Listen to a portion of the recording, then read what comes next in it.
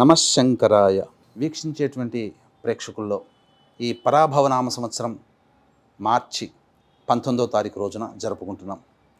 ఈ సందర్భంగా మనం ఉగాది పచ్చడి ఏ సమయంలో సేవిస్తే మనకు ఈ సంవత్సరం అంతా కూడాను ఆయురారోగ్యాలు కలుగుతాయో తెలుసుకుందాం. ఖచ్చితంగా ఉగాది పచ్చడి ఈ యొక్క చైత్రమాసము పాడ్యమి రోజున అనగా మార్చి 19వ తారీఖు రోజునే మనం భుజించాలి.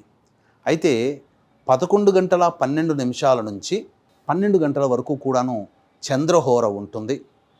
మరియు మిథున లగ్నం ఉంటుంది. లగ్నంలో శుభకరుడైనటువంటి గురువు ఉంటాడు. ఓషధులకి అధిపతి అయినటువంటి చంద్రుడు కూడా చంద్రహోర ఆ సమయంలో ఉంటుంది. కాబట్టి ఎటువంటి దుర్ముహూర్తము వర్జ్యము అనేటువంటి లక్షణాలు లేని సమయం కాబట్టి వీక్షించేటువంటి ప్రేక్షకులు ఆ సమయంలో నింబ కుసుమ భక్షణము అనేటువంటిది ఆచరించాలి.